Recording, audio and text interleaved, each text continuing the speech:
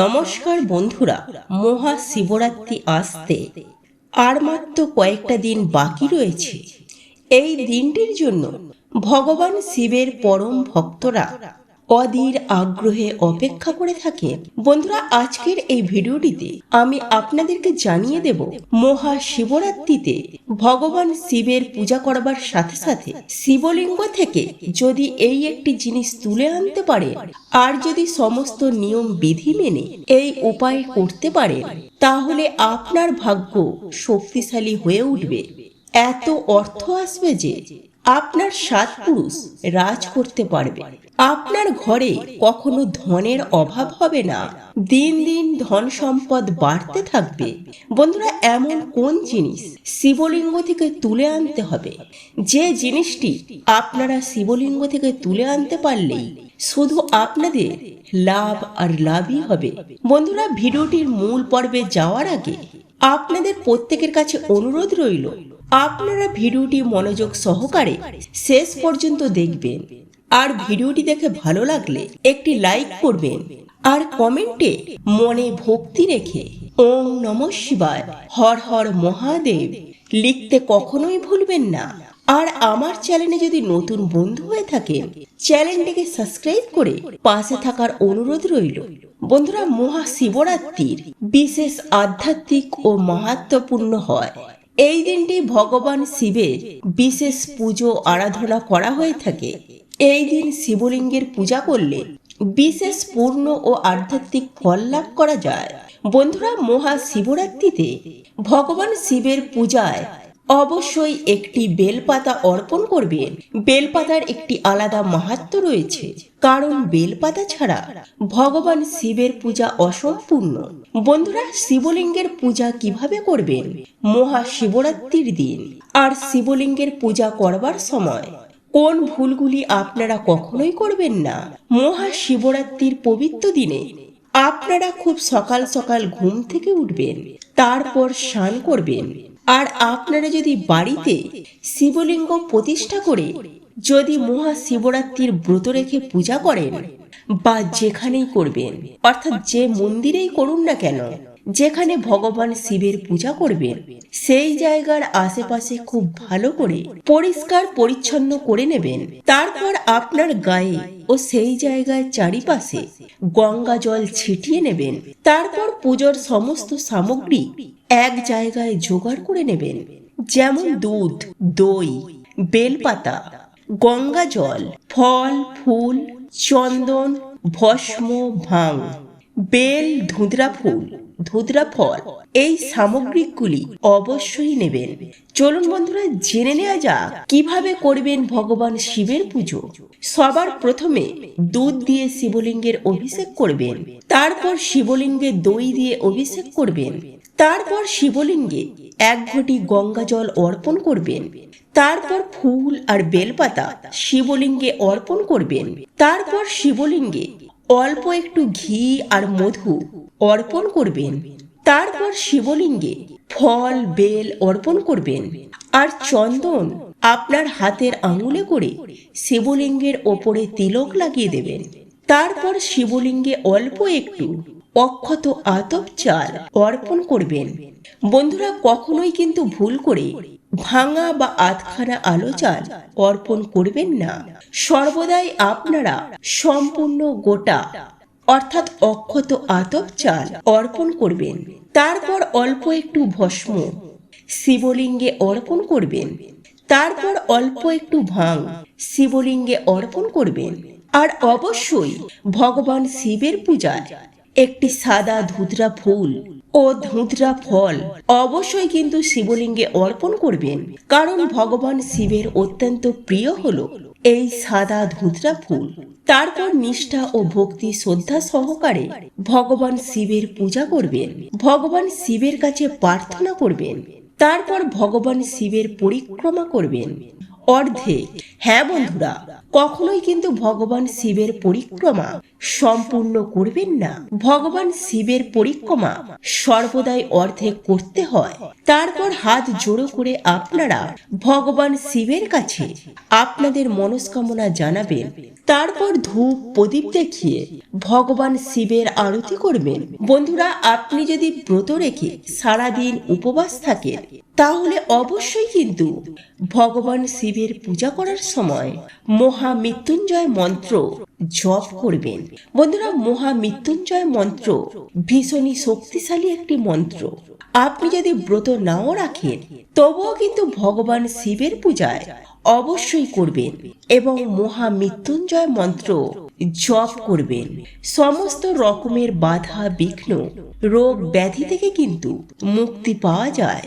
আর বন্ধুরা, সারাদিনে যতবার পারবেন ওম নমঃ শিবায় মন্ত্রটি জপ করবেন। মহাশিবরাত্রির পবিত্র দিনে আপনারা সারাটা দিন মনে মনে ভগবান শিবের নাম জপ করবেন, ভগবান শিবের ধ্যান করবেন আর অবশ্যই ভগবান শিবের পূজায় একটি বেলপাতা অর্পণ করবেন। বেলপাতাটি একদম পরিষ্কার নিখুঁত নেবেন। কোনো ছেঁড়া ফাটাফুটো পোকা খাওয়া এই রকম ধরনের বেলপাতা নেবেন না। বন্ধুরা, যদি কোনো ব্যক্তি ভক্তি নিষ্ঠা সহকারে ভগবান শিবের পূজা করবার সাথে সাথে শিবলিঙ্গ থেকে একটি বেলপাতা গোপনে নিয়ে আসতে পারেন এবং সেই বেলপাতা যদি নিজের কাছে রাখতে পারেন এবং সেই বেলপাতাটিকে সঠিক নিয়ম বিধি মেনে এই উপায়টি করতে পারেন তাহলে অবশ্যই জীবনে অনেক উপকার পাবেন। বন্ধুরা, মহাশিবরাত্রির দিন যদি সম্পূর্ণ নিয়ম বিধি মেনে ভগবান শিবের পূজা করবার পর যদি গোপনে একটি বেলপাতা শিবলিঙ্গ থেকে তুলে নিয়ে আসতে পারেন তাহলে আপনি জীবনে অনেক উপকার পাবেন, লাভ পাবেন। বন্ধুরা, এই বেলপাতার মধ্যে থাকে ভগবান শিবের আশীর্বাদ, কারণ এই বেলপাতা ভগবান শিবের অত্যন্ত প্রিয়। বেলপাতা ছাড়া ভগবান শিবের পূজা অসম্পূর্ণ থেকে যায়। এই বেলপাতা আপনারা নিয়ে আসবেন, তারপর আপনারা আপনাদের আলমারির লকারে বা ক্যাশ বাক্সে রেখে দেবেন। দেখবেন ধন সম্পদ কিন্তু খুবই দ্রুত বাড়তে থাকবে। ধন সম্পদের অভাব কিন্তু আপনাদের হবে না আর ঘরের সব সময় শুভ শক্তিতে ভরপুর হয়ে থাকবে। তো বন্ধুরা, মহাশিবরাত্রির দিন সম্পূর্ণ নিয়ম বিধি মেনে পূজা শেষ করবার পর চুপচাপ একটি 3টি পাতাযুক্ত বেলপাতা শিবলিঙ্গ থেকে তুলে নিয়ে আপনার বাড়িতে চলে আসবেন। তারপর সেই বেলপাতা আপনার ঠাকুর ঘরে রেখে দেবেন। তারপর একটি পরিষ্কার শুদ্ধ লাল কাপড় নেবেন। সেই কাপড়ের মধ্যে বেলপাতাটিকে রেখে ভালো করে পুটুলি বেঁধে নেবেন। তারপর সেই বেলপাতা লাল কাপড়ে বাঁধা পুটুলিটি আপনাদের আলমারির লকারে বা ক্যাশ বাক্সে খুব যত্ন করে রেখে দেবেন। বন্ধুরা, এই উপায়টি করলে কখনো আপনাদের অর্থের অভাব হবে না। ধন সম্পদ দিন দিন বাড়তে শুরু করবে। মাতা লক্ষ্মী দেবী আপনাদের ওপর অত্যন্ত প্রসন্ন হয়ে যাবেন আর মাতা লক্ষ্মী দেবী চিরস্থায়ীভাবে আপনার গৃহে বাস করবেন। বন্ধুরা, ব্যবসা বা যে কোনো কাজে সফলতা অর্জন করতে চাইছেন, সুস্থ ও নিরোগ শরীর লাভ করতে চাইছেন, বন্ধুরা এই বেলপাতা যদি প্রত্যেক দিন সকালে ঘুম থেকে উঠে স্নান করে সুস্থ বস্ত্র পরিধান করে 1 ঘটি জলের মধ্যে ভিজিয়ে সেই জল যদি প্রত্যেক দিন আপনারা খেতে পারেন তাহলে আপনি অনেক দিন ধরে যদি রোগ ব্যাধিতে ভোগেন বা আপনার পরিবারে যদি কেউ অনেক দিন ধরে রোগ ব্যাধিতে ভুগছেন, তাকে অনেক ডাক্তার দেখাচ্ছেন, ওষুধ খাওয়াচ্ছেন, কিন্তু রোগ ব্যাধি থেকে কিছুতেই মুক্তি পাচ্ছেন না, ডাক্তার দেখিয়ে দেখিয়ে ওষুধ খেয়ে খেয়ে আপনারা হাঁপিয়ে উঠেছেন, কি করবেন ভেবে পাচ্ছেন না, তাহলে বেলপাতার এই জল খেয়ে দেখুন। ভগবান শিবের আশীর্বাদে আপনি সুস্থ ও নিরোগ শরীর লাভ করতে পারবেন। আপনার শরীরের ভেতর থেকে সমস্ত নেগেটিভ ঊর্জা বেরিয়ে যাবে এবং মানসিক শান্তি পাবেন।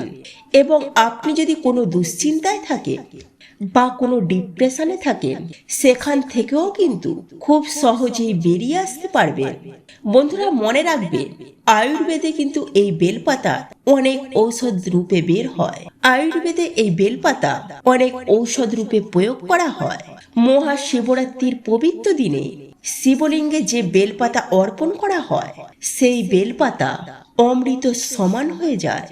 আপনি যদি সেই বেলপাতা সম্পূর্ণ গোপনে আপনার বাড়িতে যদি বা আপনার ঠাকুর ঘরে স্থাপন করে রাখতে পারেন, তাহলে আপনার ঘরে সুখ শান্তি সমৃদ্ধি ভরে উঠবে এবং স্বামী স্ত্রীর মধ্যে মধুরতা বাড়বে, ভালোবাসা বাড়বে, সন্তান সুখ প্রাপ্তি করতে পারবেন।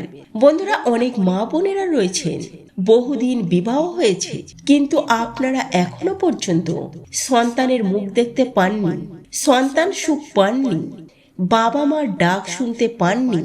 তাহলে আপনারা এই মহাশিবরাত্রিতে নিষ্ঠা ভক্তি শ্রদ্ধা সহকারে মহাশিবরাত্রির পবিত্র দিনে ব্রত রাখুন আর ভগবান শিবের পূজা করুন।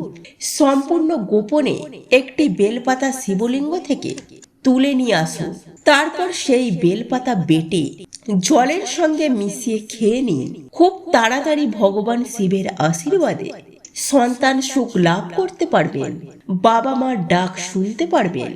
বন্ধুরা, যদি কোনো ব্যক্তির শনি রাহু কেতুর দোষ থাকে তাহলে মহাশিবরাত্রির দিন শিবলিঙ্গ থেকে একটি বেলপাতা তুলে নিয়ে আসুন।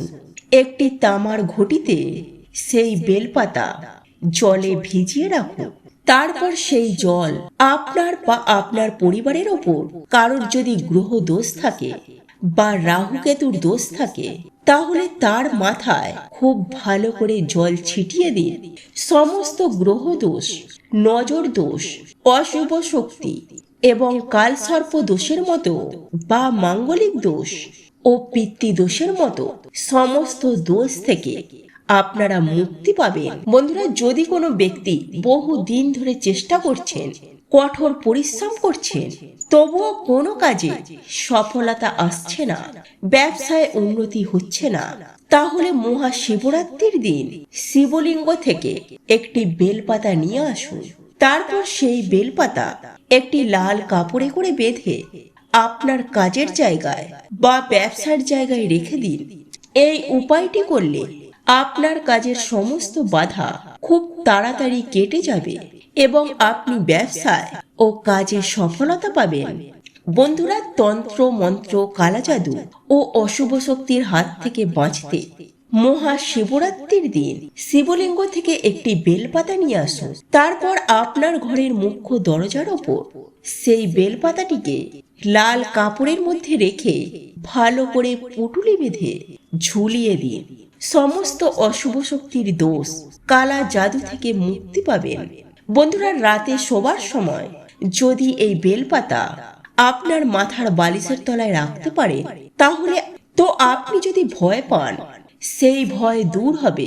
আর অনেক বন্ধুরা রয়েছে দেখবেন রাতে ঘুমানোর পর ঘুমিয়ে ঘুমিয়ে অশুভ স্বপ্ন দেখেন, ভয়ঙ্কর স্বপ্ন দেখেন, ভয় পায়, রাতে চিৎকার করে ওঠে।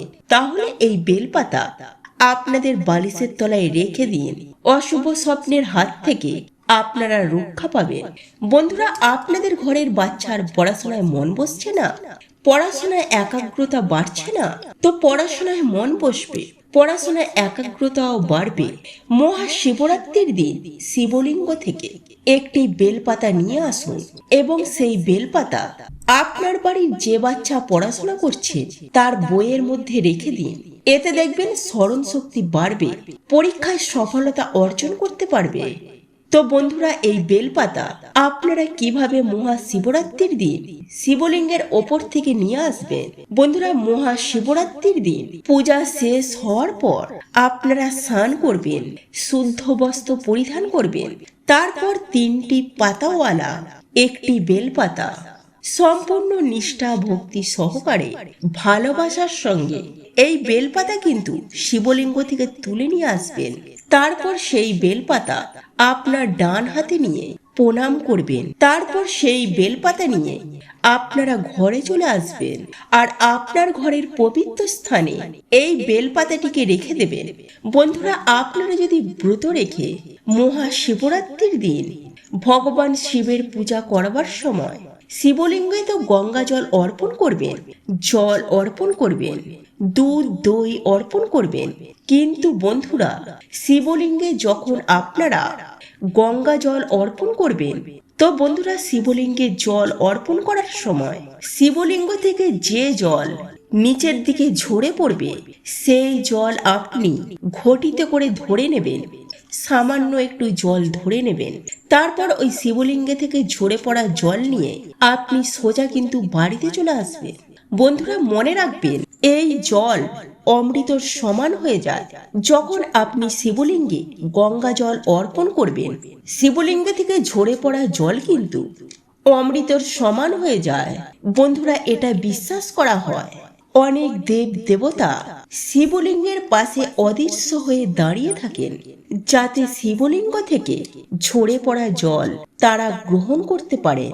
তারপর সেই জলটিকে আপনারা ঘটিতে করে নিয়ে বাড়িতে চলে আসবেন। বাড়িতে আপনি এসে আপনি ও আপনার পরিবারের প্রত্যেকটি সদস্য সেই জল অল্প করে একটু দেবে গ্রহণ করতেন, অর্থাৎ খেতে। তারপর সেই জল আপনার বাড়ির প্রত্যেকটা সদস্য ও আপনার মাথায় অল্প একটু করে ছিটিয়ে দেবেন। তারপর সেই জল আপনার বাড়ির প্রত্যেকটা জায়গায়, প্রত্যেকটি ঘরের কোণে এবং আপনার সদর দরজায় ছিটিয়ে দেবেন। তো বন্ধুরা, বিশ্বাস করুন, শুধুমাত্র এই ছোট্ট উপায়টি করতে পারলে সারা বছর আপনার ঘরে কখনো অশুভ শক্তি প্রবেশ করতে পারবে না। বাড়ির বাস্তুদোষ একেবারে সমাপ্ত হয়ে যাবে। আপনার বাড়ির ওপর কেউ কালা জাদুটোনা করতে পারবে না। ঘরে সর্বদাই শুভ শক্তির আগমন ঘটবে, শুভ শক্তি বাস করবে। ভগবান শিবের আশীর্বাদে সমস্ত বাধা বিপত্তি, অর্থকষ্ট, রোগ ব্যাধি থেকে মুক্তি পাবেন। তো বন্ধুরা, আজকের মতো ভিডিওটি এই পর্যন্ত।